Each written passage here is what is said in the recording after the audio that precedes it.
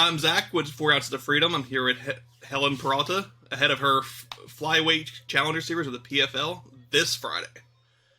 How are you doing today, Helen? Feeling pretty good. I love fight week. Fight week is the most relaxing week for me because, I don't do anything. I just kind of sit around and look pretty. Yeah, I was actually kind of shocked when you mentioned to me yesterday that you don't cut any weight for flyweight. No, I mean, I have like 5 pounds right now, but it's just because I had dinner. I had a chicken salad this morning.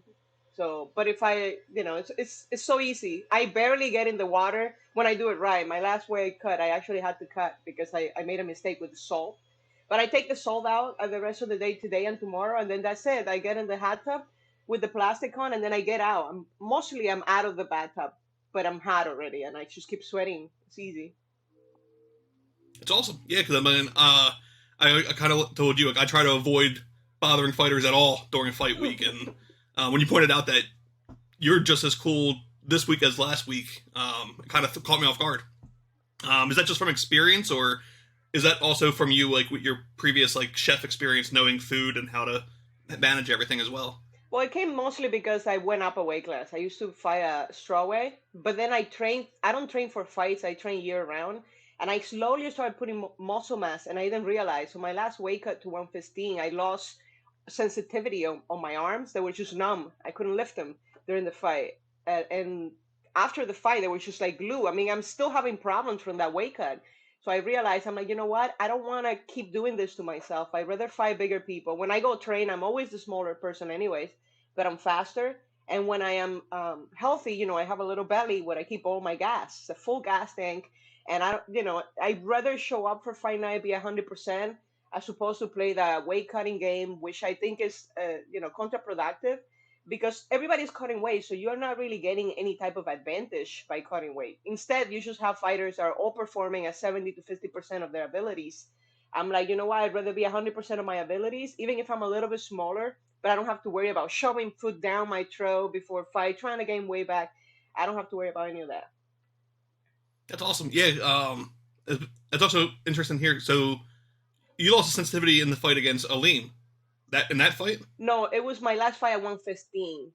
For Okay. Eileen, I was already at 125. That fight, and the problem I had was that I was doing salt gargle because my wisdom tooth are in, and I was having problem with that. I couldn't sleep, but I didn't think about the fact that the salt was gonna make me absorb all the water I was drinking. So the day before the fight, less than 24 hours before weigh-in, I have 15 pounds to lose, and I haven't been in that position as a flyweight, and I have to lose all of that weight. So of course, I wasn't feeling great for the fight. So this time I was like, okay, don't make that mistake again. I don't even know how that slipped my mind. But this time everything is going nice and smooth. I'm here early, so I have time. Easy, easy. Awesome. And I know one of the last interviews you did, you said that you didn't watch any of Lisa Mauldin's fight tape yet. Have you watched anything yet, or are you No, just letting that up to your coaches still? I'm gonna watch tonight because I went to do they did makeup on me for the interviews I'm doing later, and there was a girl sitting there, and I thought that was my opponent, and then when she left, they told me that's not her. So I'm like, all right, I definitely need to look her up so I know who to ming mug in the hallway. I don't want to ming mug the wrong girl the whole time. So tonight I have time, because I'm not home. I'm just here, cooped up in this room. I'll have free time. I'll look at her stuff. If not today, then tomorrow. I will eventually watch before the fight just to see some things, and also I just need to know what she looks like because we are in the same hotel. In case I Mhm. run into her, I'm always nice, but I like to size them up a little bit. Yeah, it's also helpful. I know as far as the 8 females fighting on Friday, she's one of the few I have never heard of either. I can't even say anything because I haven't seen her fight work either. I can't. Oh, I we're in the can't same say, hey, boat. you should look at this or any of that.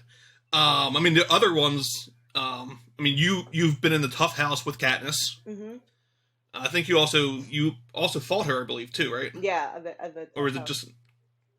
And then I mean, in the tough house also, you had a few people there that you knew prior. Hmm. I know I just mentioned to you prior that I thought I only saw a couple of your fights. One of the fights I did see was one that I thought went your way. The Pennsylvania judges were Pennsylvania judges and didn't Yeah. agree. Yep. Was with Lauren Gallardo Yep. at CFFC. Yeah, I know I That was won that fight, and that's why I don't like the Pennsylvania Athletic Commission suck. They can all go fuck themselves. Because she tapped, and not only did she tap, I slowed it down. The referee touched me when I was in the armbar, and I didn't feel her tap at all because I told you my arms were numb. But I wanted to get out of there because I lost my depth perception. That was my last weight cut to 115. So when the moment he touched me, I kind of let go just a little bit, but then he backed out, and I was so confused. So I was trying to regain the armbar, but it was gone already. Once you get the elbow, I was done. So I slow it down, send it to the commission, like, listen, he touched me, and that to me meant the end of the fight.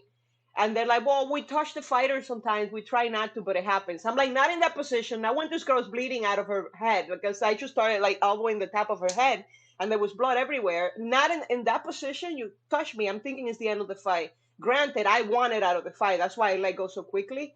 Otherwise, I would have been if I would have been in my mind, I would have waited until he completely separated us. But you can't touch a fighter in a position where it's indicating the end of the fight because we are gonna think it's the end of the fight. They didn't offer any remedies, and I was like, you know what? I know in my heart I won. I wanted to reverse it to a no contest, not to a win, because it affects your record. And then I let it go because she's still at 115. I'm at 125 now. I don't plan on going down in weight. So I was like, there's no point in talking trash to someone that you're not really going to fight and asking her to come up to 125. It's not necessarily, it's not fair. So I was like, you know what? Just let it go. I know how it went. I did learn a lot that night. That's the night I decided to go up to 125 because I was like, man, if I would have fight this girl 1 week ago, she wouldn't even be alive right now. And then yeah. I lost. Like how? So I was like, you know what? I'd rather fight bigger people and never put myself in that situation again. To be so helpless, like I just could not use my arms, and it was just it was something I don't even know how to explain. I still feel like some crunchiness on my forearms from that night. That's why I completely stopped. I'm like, I'll go That's up so and weird. away. Yeah, but I mean, especially since you said, as a fighter, you're trained. If the referee steps in, it's supposed to be the stop of the fight. Hmm. Unless for some reason you're gouging her eyes out, they're gonna stop you Yeah, because of a foul. for a foul. Yeah. And but in the position you were in, the only time they should have touched you was to wave it off. Yeah. I'm not sure who the referee is. I can kind of guess who it was. Because I will say I know lately, we've been more so circulating, at least for those events, has been Dan Migliotto, Keith Peterson, people who have been around a little more longer than some of the other refs, which doesn't fix the fact of what happened. But I have a lot of personal opinions as well about the Yeah. PA And then you know commission. what? In Philly was when they did reverse one decision because the manager was Ali and it was Verdum's fight for I think it was for PFL, coincidentally, where Verdum had the guy on a triangle. The guy tapped, but then with the same hand he tapped, he knocked out Verdum. And Ali was still able to reverse that decision because it's the power he has. They're looking at me as little Helen from Iowa. Who cares? They're like, nah, we're not going to change it. And I was like, you know what? I was doing it just because I know I won the fight and it affects my record and my opportunities. But, I'm just going to go out there and keep doing my thing. Fuck you. Fuck the Pennsylvania Athletic Commission. Fuck everybody involved. All right, next topic. You hear that a lot. And one thing I say, said to you, I'm in Pennsylvania. All the events I go to outside of New Jersey are under these guys. I've been behind commission people who have told me they don't understand MMA at all, which isn't too shocking. A lot of the corner guys more so, the ones that have to come in there and make sure you're not doing anything illegal in the corner. So a lot of what they know, they don't need to know MMA, but it's fun always hearing them try to score a fight they don't understand at all. Yeah, no, that needs to change. And then at least I'm hopeful the judges are a bit better than that. I've talked to a few judges off the record, and at least the ones I talked to at least know what they're talking about. It's just they fucked up in your fight. I mean, even without the submission, I still had you winning that fight. Me too. I thought I won round one and round two. And then round three, yeah, I was done. But she was on top the whole time, couldn't pass my guard, couldn't land anything. And I just could not, I didn't have the strength to move my arms anymore. And that's why I decided, you know what, I'm never putting myself in that position because she couldn't even pass my guard, even though I didn't have my arms. I'm like, imagine if it would have been at a higher weight class. I'm like, nah, I'm never putting myself in that position. I'll be the chubby 125er. I don't care. Yeah, I mean, and then since then, you went on a 2-fight win streak, then into the Tough House, and you fought another former UFC fighter, and then we'll skip that UFC fighter after Tough One. I didn't like how that one went. I'm sure you didn't either. But then you fought Aline Pereira, and I think you went in, I think, as the underdog in everyone's eyes because of who her brother is. Yeah, it was like 2 or 3 to 1 underdog. Yeah. And at first, like, I didn't see who she was fighting. The whole promotion was the fact that Alex's sister was fighting. And when I turned on LFA and you walked out, I was like, people don't know who she is. No. Like, I was texting my buddy and he was like, "Oh, this is Alex's sister." I was like, "Yeah." I was like, "But hop on Topology, look at Helen's record." I said, "Even if you don't want to look at MMA, look at the BKFC stuff." I mean, your 2 fights there were amazing. Are any plans there to go back there at all? I want to. I only want to fight Christine. There was one point where I was an independent. I was completely free agent for 6 months after the Tough House, and I kept pushing for it. She kept saying I need to work my way back up. I'm like, dude, you don't even have anybody to fight, and plus I'm your only loss. You should be asking for this fight. She kept saying how easy it will be for her. I'm like, what if it's so easy? Why don't you just prove that you're the best in the world? And I was very respectful about it. When I realized she didn't want to fight me, I get it because she's risking losing her title yet again, and she identifies with that belt, so that will completely destroy her identity. So I'm like, all right, I don't need to do that to her. I would want to just because for myself, I really wanted to know. I felt like she wasn't ready for that fight. She didn't expect me to be so tough. It was mostly toughness. She's way more skilled than me at that point. And now I wanted to try it again. And I was a strawweight at the time too. I was too small and I had a knee injury.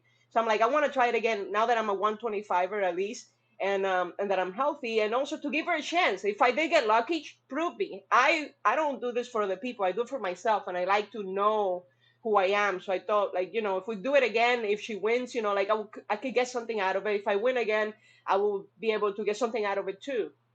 She wasn't interested, and I was like, all right, I didn't want to sign a exclusive contract with any other promotion because I thought that BKFC was going to do the right thing and make the fight happen. But they were more interested on ex UFC fighters, on tits, OnlyFans, and girls semi naked. I don't do any of that, so they didn't see the value. As I was told, the return on investment on paying Paige a bunch of money was a lot better than actually paying me. I just asked for double what they were offering me. I just asked for $20,000, and they thought that was the end of the world. To fight the champion in one of the best fights, men or female, in the entire bare knuckle organization or the sport as it is in the modern era, that's one of the best fights, and you cannot put $20,000 for a rematch. Anybody else would think I was asking for something irrational. It wasn't. I'm like, we're literally going to shorten each other's lifespan, like we did the first time. Christine was out for like 8 months because she broke her little mittens. She has fragile little hands, and and I got a cut. I couldn't train for like 5 weeks. I couldn't spar. Like we are literally going in there to shorten each other's lifespan, and you can't pay us because I keep my clothes on and Christine is ugly, so you can't make money out of looks. But how about people who watch for skills? They're like real fight fans who want to see real fight. Like you could do it for them. You can still keep your little OnlyFans show to the side and pay those girls for the views and whatever. But I'm not like that. Like I don't do much social media. But again, you're the promoter. If you want me to have more followers, promote me better. There's so many aspects of me besides my ass that you could use. But they rather promote female just as a piece of meat. But that's lazy because like those girls look so good. You don't need to promote their boobs. Their boobs are awesome already. Like they can promote themselves. A nice ass, that shit doesn't need promoting, you know? For me, you don't need that much promotion either because I know I look good. I just don't want to be naked on social media. And there's so many aspects of me that are interesting. I'm one of the most interesting fighters out there.